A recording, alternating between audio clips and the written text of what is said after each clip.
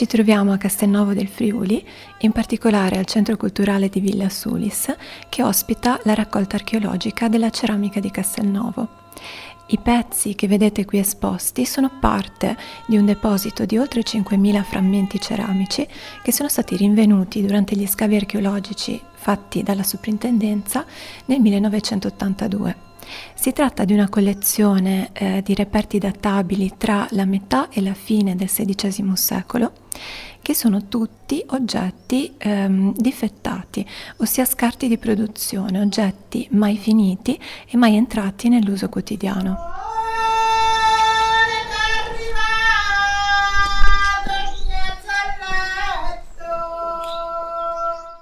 Le decorazioni della ceramica castellana sono prevalentemente geometriche, floreali oppure zoomorfe. Ci sono anche però dei ritratti femminili con il gusto tipico dell'epoca cinquecentesca, in particolare del Friuli e del Veneto orientale. 14 pittori con la penna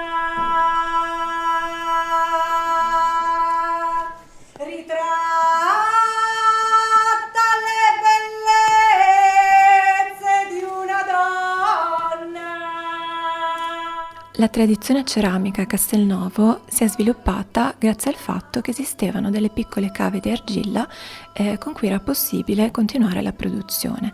Le stesse piccole cave di argilla vengono oggi utilizzate dall'Associazione Scuola per la Ceramica di Villa Sulis, che si è impegnata a far rivivere la tradizione ceramica castellana dandole nuova vita. 14 pittori a pitturare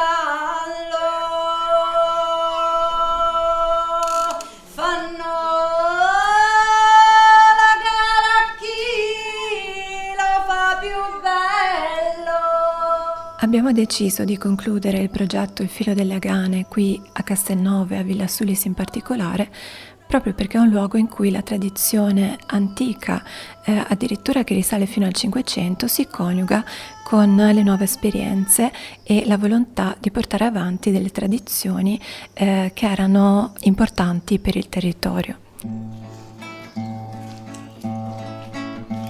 sape, si spanta, c'è caso i sospir d'amor e a Simur si va a socchiare e andiamo si indolore e a Simur si va a socchiare e andiamo si indolore.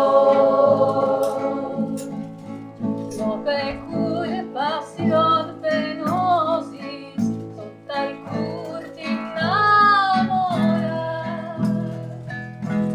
e appaino dove lui è a morire di sperare e appaino dove lui è a morire di sperare.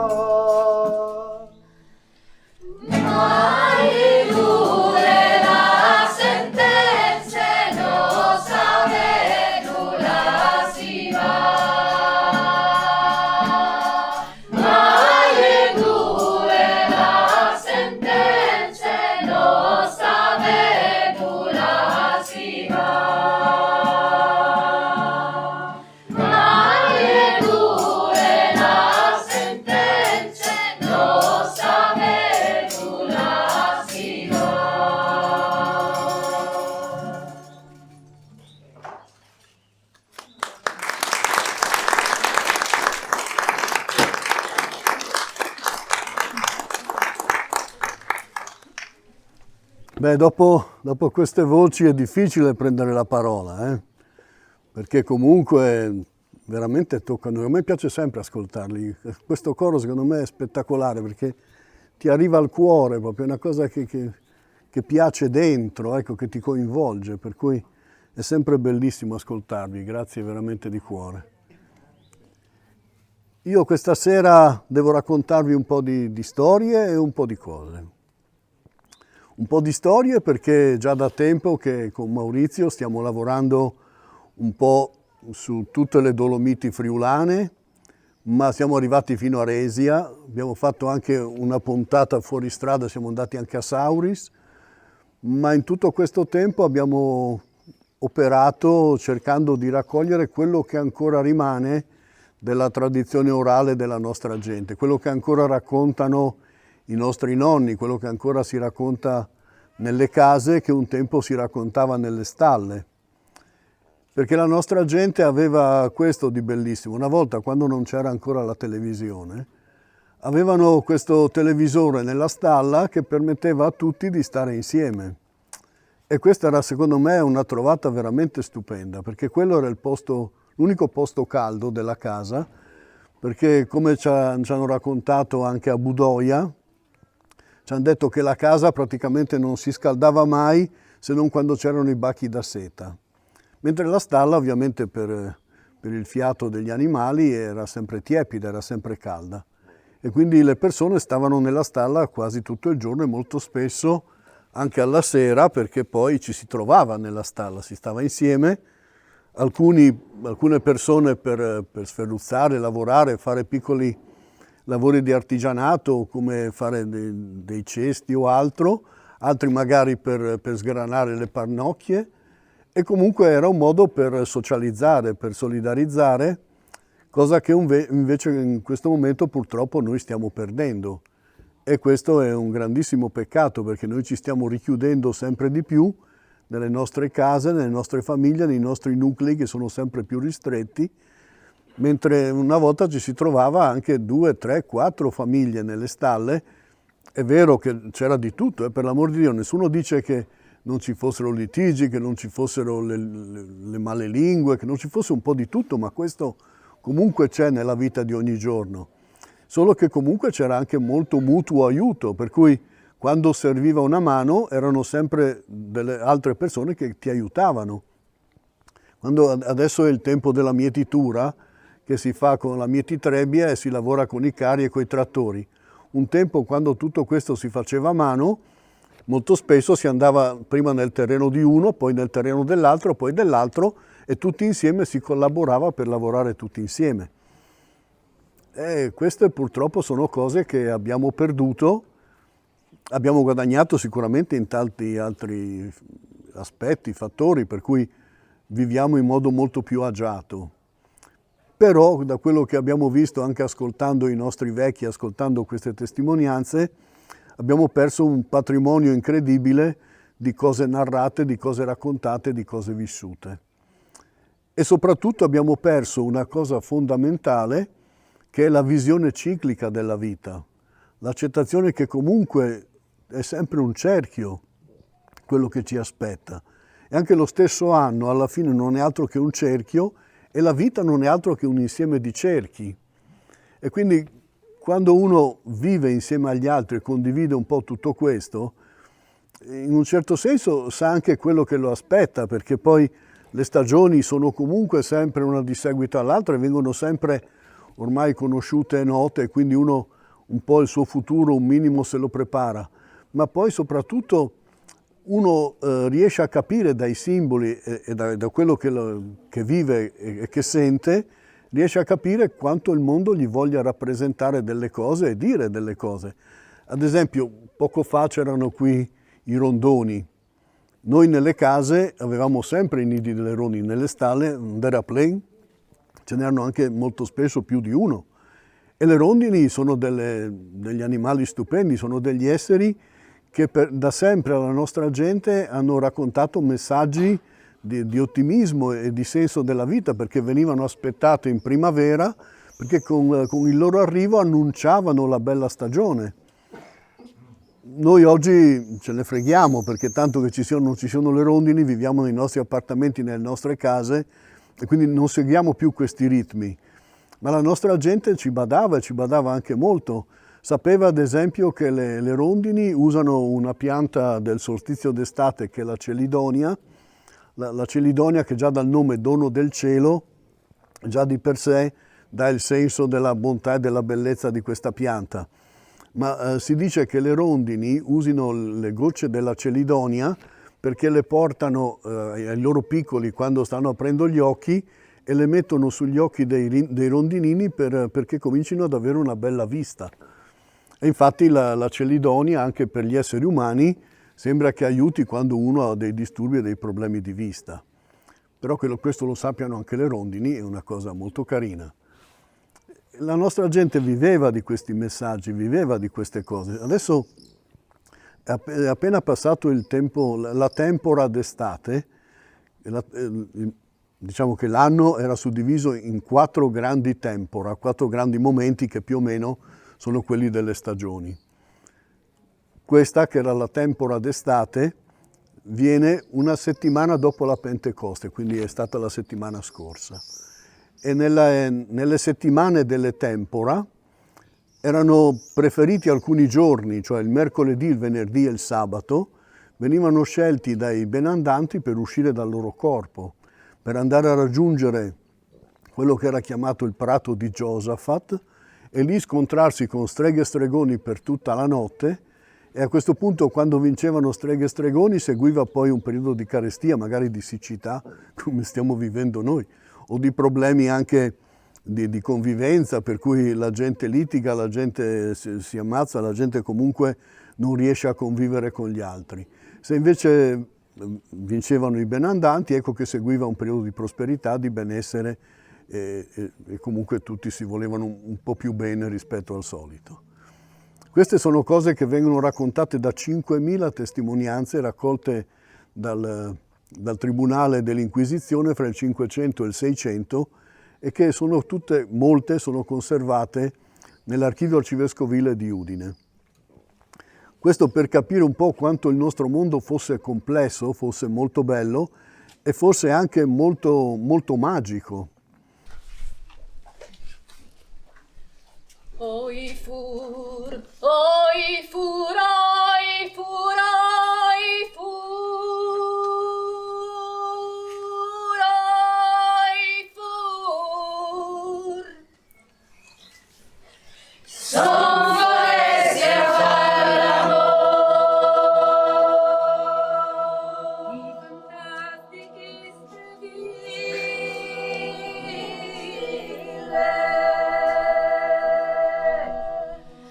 Alla viva insedio, se passi lungo l'api,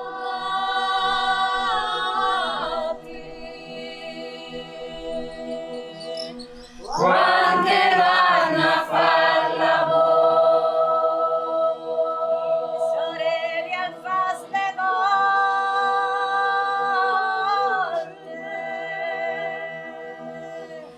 e la luna fa splendore. Oi fur fantaste vile,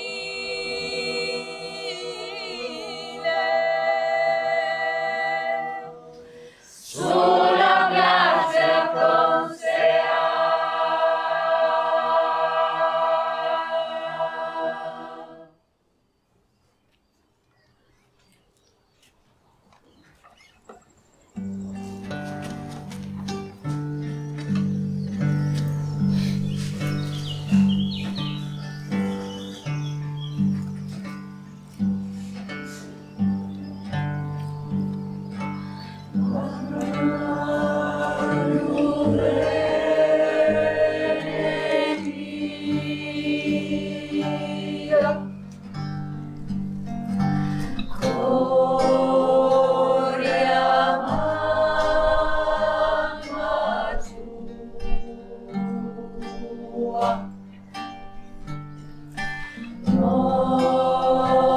tu sei l'amore, bella mia.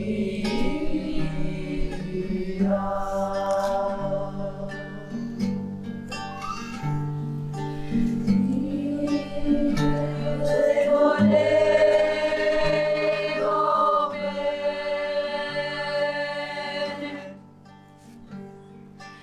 e te voglio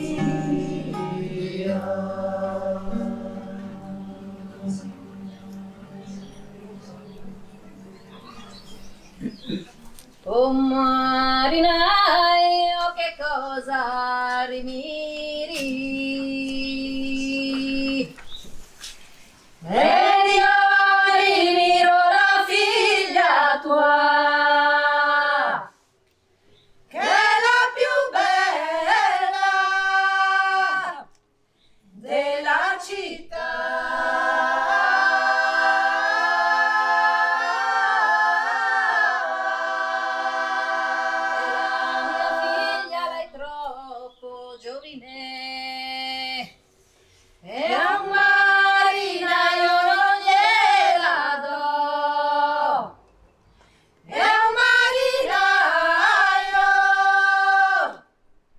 non gliela do.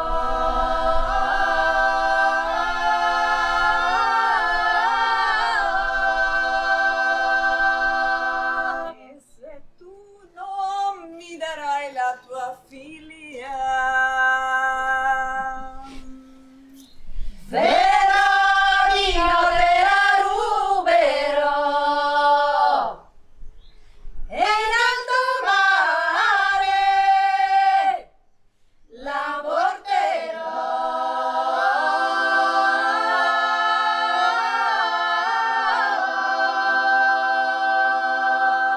Ma quando viene la mezzanotte e la tempesta si scatenò, allora la bella in braccio andò,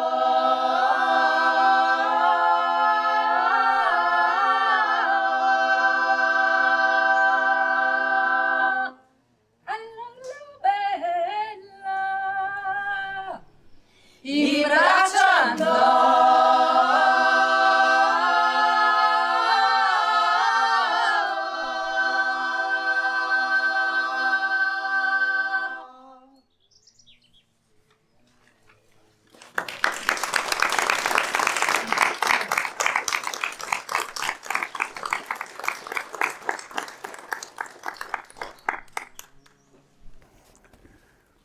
Prendo spunto da una storiella che vi racconterò adesso, che abbiamo raccolto a Resia, che non avevo mai sentito, per parlare di un animale che tutti noi conosciamo ma che solitamente non consideriamo granché.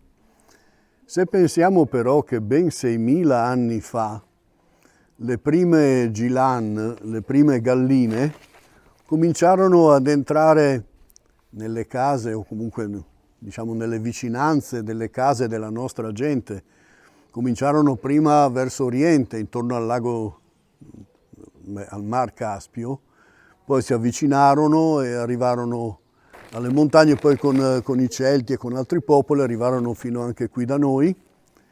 E queste galline erano molto molto particolari per la gente di allora.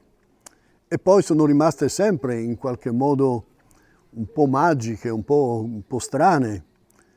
Prima di tutto perché, non solo loro ovviamente, ma tutti gli uccelli hanno colpito la nostra gente, perché i nostri nonni, i nostri avi, che osservavano molto molto la natura e gli animali, hanno scoperto che gli uccelli sanno contare di sicuro. Tant'è vero che una gallina non comincia a covare prima di avere almeno 10 uova da covare. E poi una gallina sa contare, almeno quella, poi ci sono altri animali che sanno contare in modo diverso, ad esempio l'oca sa contare fino a 31, ma la gallina sa contare fino a 27, perché sono 27 i giorni di cova che una gallina applica ed è molto molto attenta a fare questo. E pensate che siccome le galline hanno la temperatura simile alla nostra, quindi 36 gradi e mezzo, per poter covare le sue uova, questo vale per tutti i pennuti, deve raggiungere la temperatura di 37 gradi e 7. E come fa una gallina ad aumentare di 1 grado la sua temperatura e mantenerla tale per 27 giorni di seguito senza interruzione? Questo i nostri vecchi se lo sono chiesto. E la risposta era che si facevano venire la febbre. Ancora adesso le galline, ma anche i merli, le oche, tutti i pennuti, si fanno venire la febbre che dura esattamente i giorni della cova, né un giorno di più né un giorno di meno. E questo già sapeva di magia. Quello che poi i nostri vecchi hanno osservato è che le galline girano tutte le uova, quindi ne hanno 10, le girano tutte almeno ogni 2 ore, all'inizio anche di più. Ogni 2 ore le girano tutte, le girano, le rigirano, e questo vale per tutti i 27 giorni della cova. Se non facessero così, i piccolini dentro si attaccherebbero al guscio o alla pellicina dell'uovo e quindi non riuscirebbero a nascere. Qualcuno dice che facendo così l'uccellino che è dentro e piano piano si sta formando riesce a sentire anche quali sono i campi dell'energia della Terra e riesce a capire anche quale sia il nord, il sud, il sotto e il sopra, e in questo modo riesce piano piano a mettere la testina vicino a quello spazio vuoto che sicuramente avete visto tutti, che nell'uovo c'è quella camera d'aria, come viene definita, e da lì poi è la prima aria che prende quando apre il guscio e poi riesce ad uscire dal suo uovo. E quindi per i nostri avi tutto questo era pura magia, ma sinceramente lo può essere anche per noi, perché possiamo inventarci tutte le leggi che volete, ma alla fine che un animale riesca a fare tutto questo è qualcosa di veramente molto molto interessante, o comunque diciamo che ci fa capire molte cose e soprattutto ci fa comprendere quanto il mondo sia complesso e interessante, mentre noi molto spesso viaggiamo con gli occhi chiusi e non siamo attenti a tutto quello che ci circonda. Gli antichi greci pensavano che siccome il gallo è sempre stato un animale molto considerato, per il suo coraggio si dice che il gallo sia talmente coraggioso da riuscire a guardare negli occhi un leone e a farlo retrocedere e farlo scappare davanti a sé. Ebbene, il gallo è talmente potente, talmente magico, che quando la dea Latona stava partorendo Diana e Apollo, cioè il dio della luna e il dio del sole, il gallo era lì che assisteva e che guardava, e quando uscirono i due gemelli, la luna, per ringraziarlo di essere stato testimone di tutto questo, gli fece un grande dono, e noi lo vediamo ancora oggi se osserviamo bene un gallo, perché vediamo che ha la coda ricurva come la falce della luna. Il sole invece, Apollo, gli fece un altro grande dono e gli disse: tu sarai il mio araldo, tu mi annuncerai sempre il mio arrivo. E quindi quando io starò per sorgere, quando starò per nascere, tu ti metterai a cantare e annuncerai al mondo il mio arrivo. Una cosa molto carina in quel di Resia, e ce la raccontò la signora Ielitsa, ci disse che i primi galli non cantavano, ma suonavano un fischietto. Ogni volta che il sole stava per sorgere, il gallo cominciava a suonare il suo fischietto e tutti, ascoltando il suono, cominciavano ad uscire di casa a fare i loro lavori e le galline a uscire dal pollaio.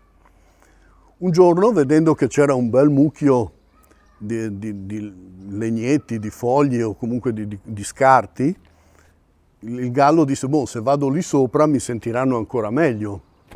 Allora salì su questo mucchio e da lì prese il fischietto per cominciare a fischiare, per annunciare il giorno, ma gli cadde, il fischietto cadde in questo mucchio e lui non riuscì più a trovarlo in mezzo a tutte quelle foglie. Allora cominciò a cercarlo, quindi con le zampe, a scavare, a darsi da fare, ma non riusciva proprio a trovarlo. A un certo punto, vedendo che comunque il sole ormai stava per sorgere, cominciò a cantare. Fece il primo chicchirichì un po' stentato, poi ne fece 2 o 3 sempre più belli e più forti, e a questo punto le galline uscirono subito dal pollaio a cercare di capire cosa stesse succedendo, perché non c'era più il fischietto.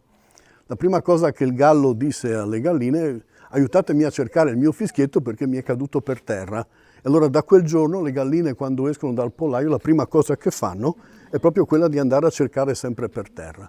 Il gallo poi ha smesso di cercare il suo fischietto, ha deciso che era più bello cominciare a cantare all'arrivo del sole alla mattina, e quindi da lì ha cominciato a fare i suoi canti e quello che tutti noi conosciamo, restando anche lui un animale di grande magia come sua moglie. C'è una storia legata alle galline, ma in modo, diciamo, un po' più traverso, ed è una storia che si racconta più nella bassa che non da queste parti. ed era la storia allora in paradiso ci sono anche momenti di tranquillità in cui le anime comunque chiacchierano, parlano col Signore, San Pietro, sono lì che insomma passano le giornate.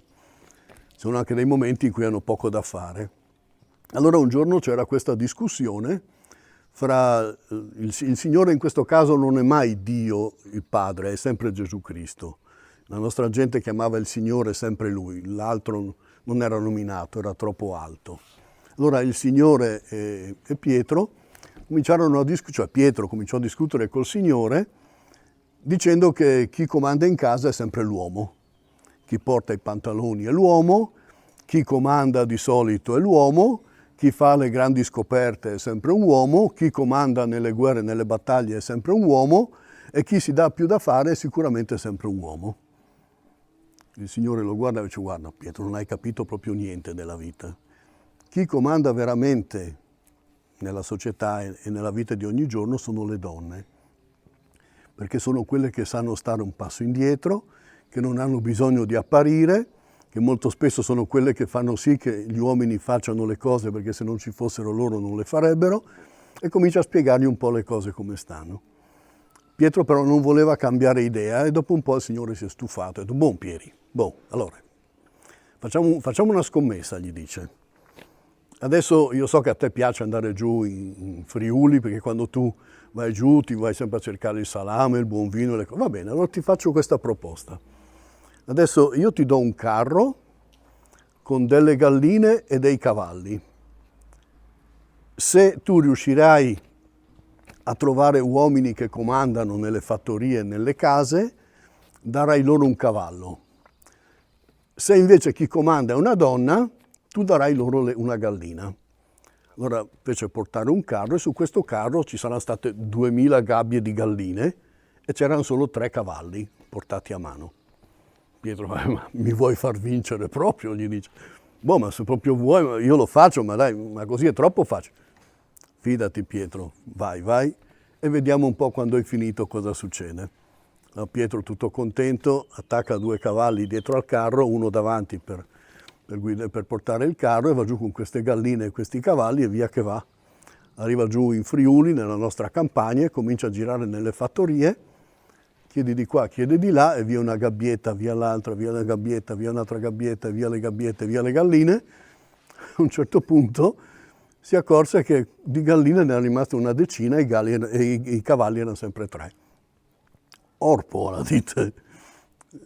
Per fortuna a un certo punto riuscì a trovare una fattoria in cui c'era un uomo che comandava e che organizzava tutto e che faceva, riuscì a dare il primo cavallo. Gli restarono 2 cavalli e una decina di galline. Si fece un po' più titubante e cominciò a girare un po' più lontano dalle case, cercava un po' di capire se sentiva delle voci, se c'era qualcuno che lanciava un po' di più, qualcuno che sembrava comandare prima di entrare. Provò questa tattica, ma 9 galline gli andarono via tutte bruciate così. Gli rimase una sola gabbietta con una gallina e 2 cavalli. A questo punto non voleva più avvicinarsi a nessuno, non sapeva più cosa fare. Stava lì camminando sulla strada quando sentì da lontano un vocione di uomo che diceva Tony, fa schifo, Tony, va là, via. Metteva tutto in ordine, organizzava tutto, faceva. Finalmente, manco una cavalca, va, e via che riesco a piazzare un altro cavallo. Si è fermato, aspetta però, si fermò ad ascoltare un quarto d'ora abbondante, era lì che ascoltava, e sempre quest'uomo che organizzava, faceva, brigava, anche molto gentile, ma delle volte anche alzando la voce. Quindi lui tutto contento arriva lì con i cavalli, arriva lì con la gabbietta sul carro, e a un certo punto va dal Signore e fa senti buon uomo, io vorrei farti un regalo, scegli uno di questi 2 cavalli. Lui li guarda e fa: Maria, Ninfur, quale cavallo vuoi? Quello rosso o quello nero? A questo punto Pietro lasciò lì cavalli e gallina, se ne tornò su in paradiso, e però si dice che tutte le prenotazioni che aveva fatto, perché aveva fatto prenotazioni di Chersons, di varie trattorie, di vari posti in cui aveva chiesto da mangiare, sono state tutte disdette, e nessuno mai ha saputo il perché fosse successo tutto questo.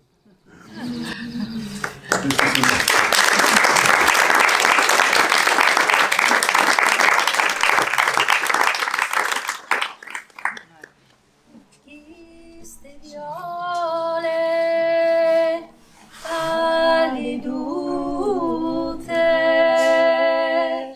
chiolte su dal vascumo, mi va l'amor. Voi donate a me, Mariute, al mio ben caledugno. Voi donate a me, Mariute, al mio ben caledugno. Laida rosis in montagne, ai garofuica di me viva l'amor. Laida rosis in montagne, ai garofuica di me. Laida rosis in montagne, ai garofuica di me. Domandai ai miei di chiase, ca son lor parons di me, viva l'amor. Domandai ai miei di chiase, ca son lor parons di me. Domandai ai miei di chiase, ca son lor parons di me.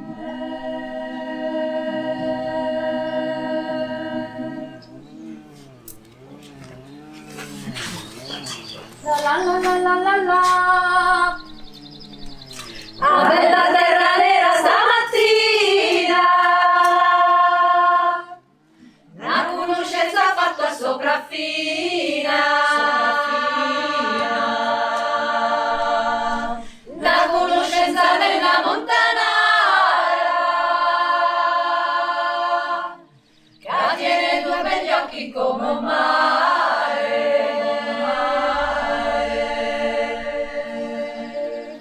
Quegli occhi celestrini, la bella Antoniella, quegli occhi celestrini. Ma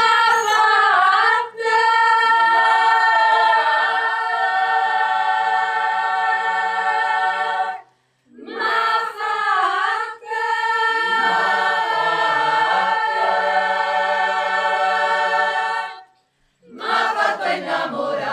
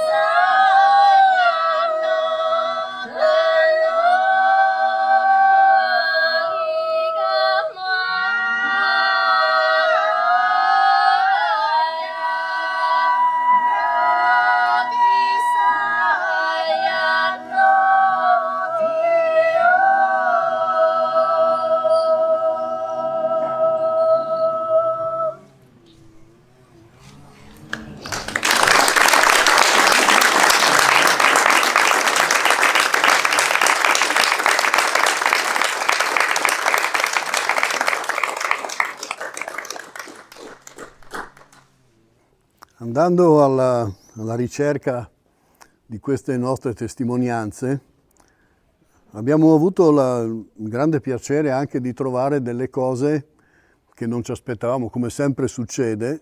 Accade sempre che si trovino delle testimonianze, si trovino dei personaggi di cui non c'era notizia prima e che comunque sono delle sorprese vere e proprie. Io pensavo che ormai, ad esempio, i folletti, gli sbilfs, fossero un po' tutti noti, tutti conosciuti. E invece ci è capitato di trovare, ad esempio, nella zona di Erto, la mia pronuncia però di ertano purtroppo lascia moltissimo a desiderare, quindi io ve lo dico così, il Matarual, che era questo folletto che aveva due cappelli, uno rosso e uno verde, e metteva, quando più gli piaceva, questo o quell'altro colore. Era molto molto dispettoso e poi aveva anche dei poteri non da poco. Questo però è comune un po' a quasi tutti i folletti, perché una delle capacità dei folletti era quello di avere delle impronte molto particolari, cioè dovunque fosse passato un folletto, se voi per sfortuna aveste messo il vostro piede su una delle loro impronte, così almeno racconta la tradizione, voi non sareste stati più in grado di ritrovare la strada, avreste perso proprio la cognizione della direzione, del dove stavate andando e del cosa stavate facendo. Ecco, anche il Matarual è uno di questi, per cui addirittura lui era un portasfortuna in questi casi, per cui se qualcuno avesse messo il piede su una sua impronta, ecco che la sfortuna l'avrebbe perseguitato per tutta la giornata. Oltretutto poi a lui piaceva molto fare dispetti, per cui molto spesso andava dagli animali che erano su al pascolo e li spingeva su o verso la cima oppure verso i dirupi e li portava proprio in luoghi molto pericolosi, tanto che i pastori poi ci dovevano mettere ore e ore, se non giornate, per recuperarli tutti.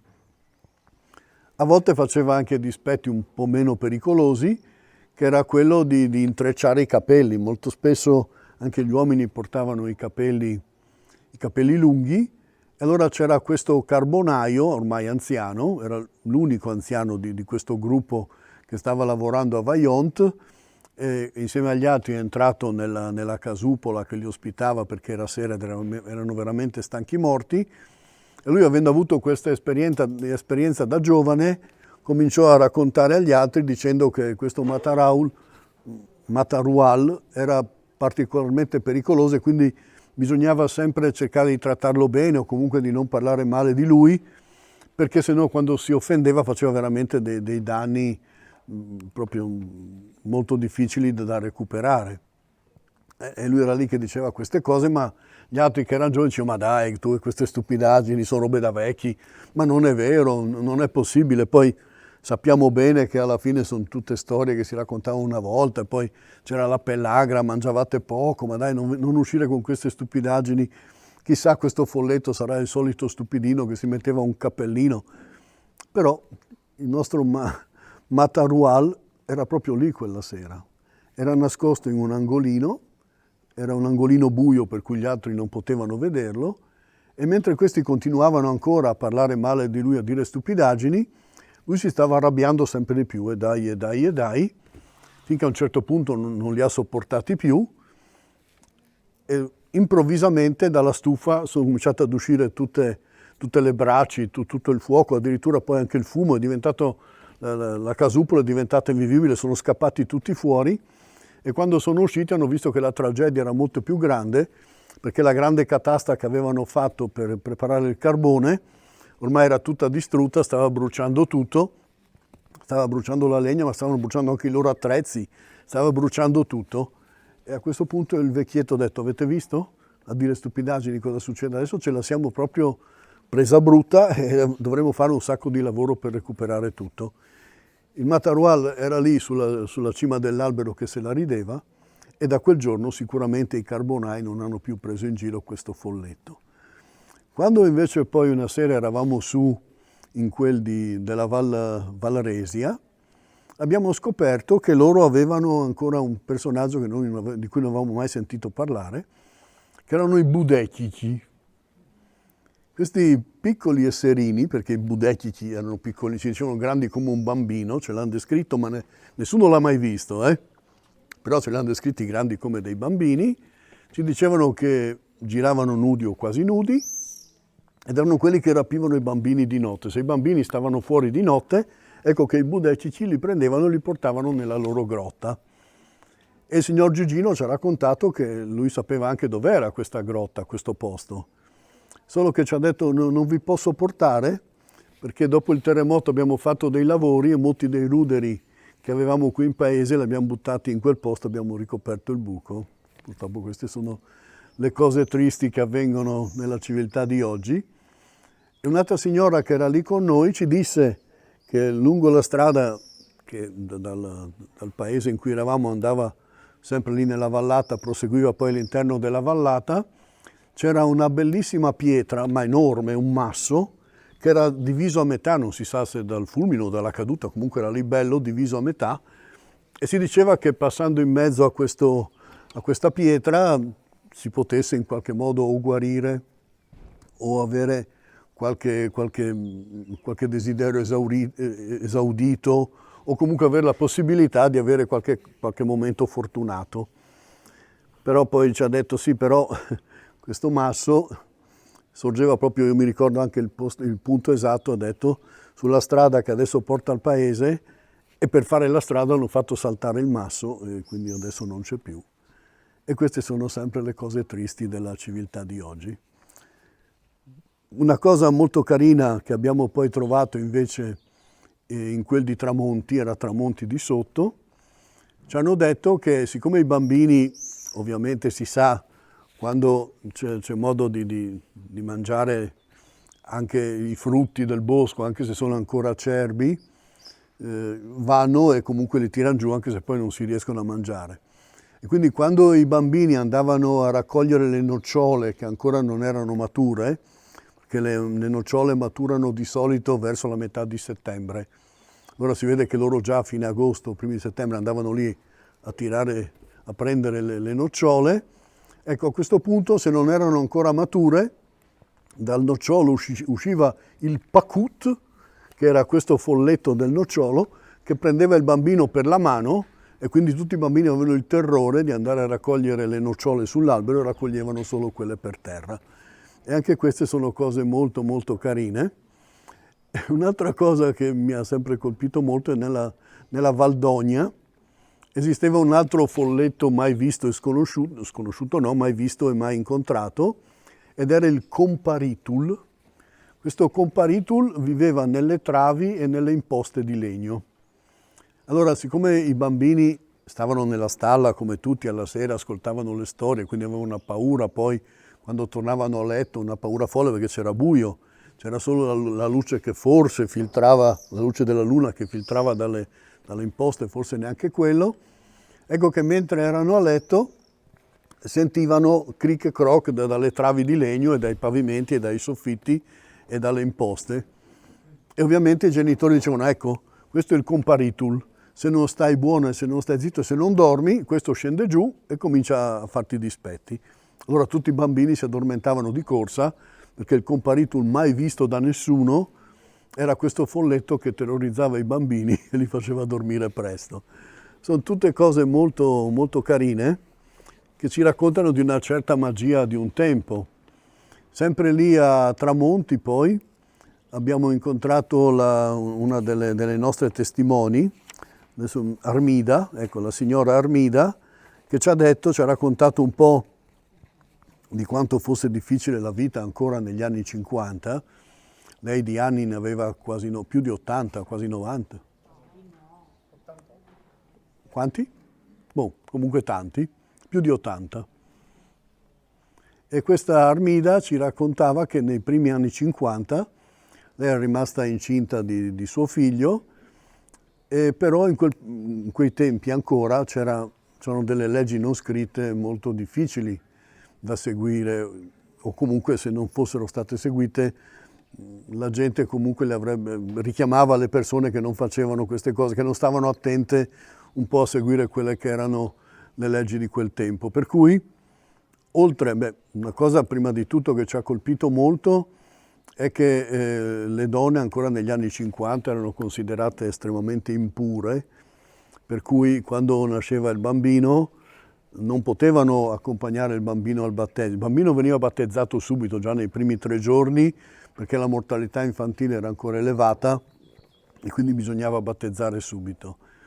La donna però era ancora impura perché aveva appena partorito e quindi mentre il corteo saliva verso la chiesa lei doveva camminare un po' lontano, un po' distante dal corteo e non poteva entrare in chiesa, ma doveva aspettare al di fuori da una porticina, e il parroco, dopo aver battezzato il bambino, usciva dalla chiesa, andava a benedire la donna, che a questo punto poteva unirsi al corteo e raggiungere le altre persone. E lei ci raccontò che addirittura in quei tempi non si poteva neanche, dopo partorito, riprendere le solite attività e fare le cose, ma si dovevano aspettare dei giorni di carenza.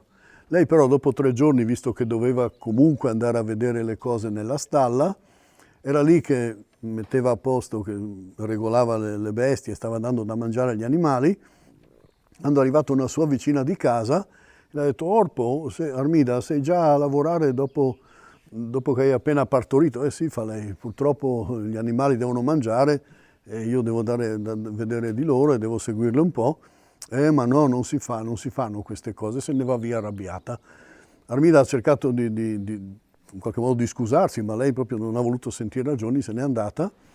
E quando Armida è tornata a casa, è andata a prendere il bambino, visto che piangeva, lo teneva in braccio, lo cullava, ma il bambino non si attaccava al seno, non poppava il latte e continuava a piangere, non poteva neanche appoggiarlo o metterlo giù, perché addirittura piangeva ancora di più e non riusciva a staccarsi da questo bambino a fare le cose, il bambino non mangiava e quindi era una situazione molto molto difficile. Tutta la notte così, la mattina successiva, mentre è lì ancora seduta sulla porta di casa che cerca di calmare questo bambino, passa una sua vicina e le dice: Orpo, Armida, cosa succede? Perché sei qui col bambino? Lei gli racconta un po' tutte le cose, tutto quello che era successo, e la donna fa: è successo anche a me, le dice la vicina. Dammi una camiciola, una camicetta del tuo bambino. Io sto andando a messa e ci vediamo dopo quando torno. Armida le dà questa camiciola del bambino.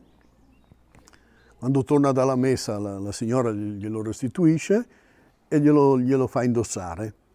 Non succede niente fino all'ora del pomeriggio, intorno alle 5 circa, in cui il giorno prima la sua vicina di casa l'aveva detto che queste cose non erano da fare. Alle 5 in punto il bambino ha cominciato a poppare, si è calmato e si è messo lì tranquillo e tutto è andato nel modo giusto, e quindi da quel giorno Armida ci ha confidato che secondo lei aveva pensato che le fosse stato dato il malocchio e che comunque la sua vicina di casa l'avesse aiutata.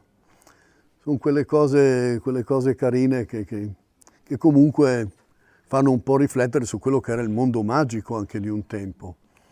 Tant'è vero che sempre lei, ma anche poi altre sue amiche, ci hanno raccontato che quando nella stalla c'era un animale che non stava bene, che quindi era una disgrazia grandissima per le famiglie, qualsiasi cosa succedesse agli animali era un grave problema.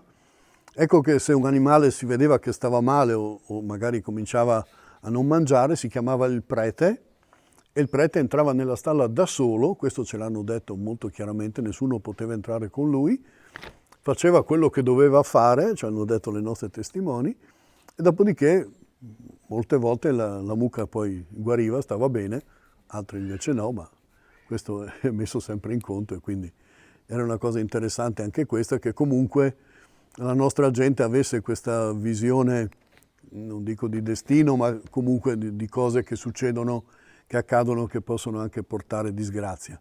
Però il più delle volte, se qualcuno voleva fare del male, ecco che l'animale si rimetteva subito invece a suo agio, tornava subito bello pimpante, era guarito, e quindi questo stava a significare che era stato messo il malocchio, dato il malocchio agli animali.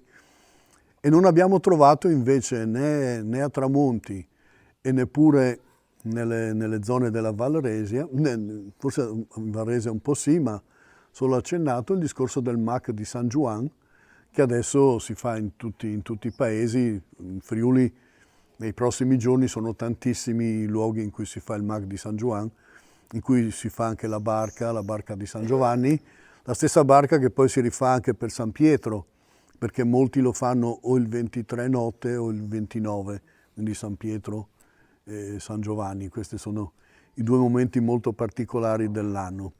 Io adesso vorrei concludere con una storia un po' così simpatica, in modo che così finiamo con una risata, lasciando a loro l'onere e secondo me il piacere anche mio oltre che vostro di ascoltarli per le ultime canzoni con cui finiremo questa serata. E la nostra storia, anche questa viene dalla Bassa, ed è di due giovani ormai già avanti un po' con gli anni, perché avevano cominciato fin da ragazzini ad andare a rubare negli orti e nei giardini, ma poi si erano specializzati e quindi andando avanti con gli anni continuavano ancora ad andare a rubare. E quindi un giorno, un pomeriggio, era ormai metà di settembre, avevano raccolto tre grossi sacchi pieni di mele. Allora, non sapendo bene come dividerseli, uno dice all'altro: va bene, facciamo una cosa, andiamo in cimitero, tanto pomeriggio in cimitero non c'è nessuno, ci mettiamo nell'angolo lì vicino al muro dove sicuramente non viene nessuno a disturbarci e ce le dividiamo con calma. Ci fa l'altro, andiamo.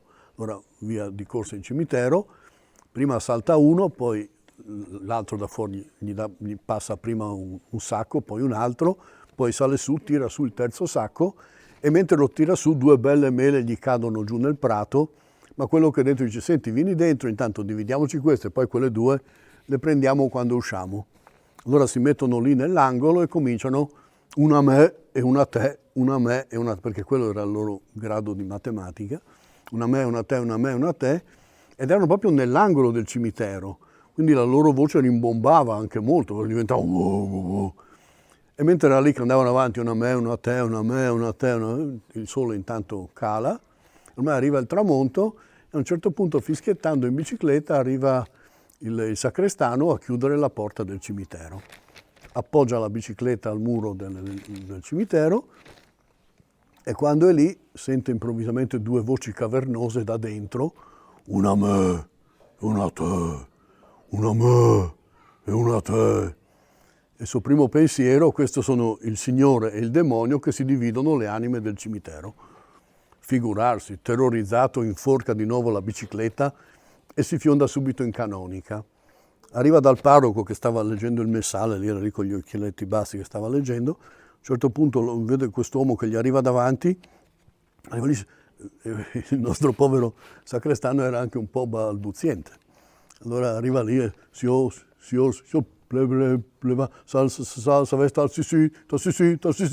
è lì che comincia, cerca di parlargli, ma non ci riesce perché è tutto emozionato, è tutto preso, tutto rosso. E il parroco lo guarda, comincia a cercare di capire quello che sta succedendo, ci vuole una buona mezz'oretta e ancora non se ne esce. E anche il parroco comincia un po' a infervorarsi, pensa a una disgrazia, a qualche cosa di molto grave che sia successo. Finché a un certo punto gli viene l'illuminazione e gli dice: senti Tony, se non riesci a dirmelo, cantamelo. E lui comincia: tal sì, mitieri, e sono il sì, il sì, il sì, il dedè, che si dividi. E dopo avanti ancora per mezz'ora, finalmente il parroco comincia a farsi un'idea. Il parroco che è una persona assennata, seria, ma ovviamente preso dall'emozione anche lui, prima cosa che fa, prende la stola, prende l'acqua santa e via che in bicicletta anche lui con il sacrestano si fionda in cimitero. Arrivano là davanti e quando sono vicini al muro sentono tutti e due: una a me e una a te, una a me, queste voci cavernose da dentro. A questo punto il parroco comincia a benedire, comincia Salmo 90, tutte le cose contro il demonio, contro le cose più terribili. Un attimo di silenzio, poi da dentro una delle voci fa: e che sdosla di fur? Una a me e una a te, gli fa quell'altro. Ovviamente il sacrestano e il parroco, che non sapeva chi dei due sarebbe andato col Signore o col demonio, si sono fiondati in chiesa e sono ancora lì che pregano perché non sanno da chi dei due stanno andando.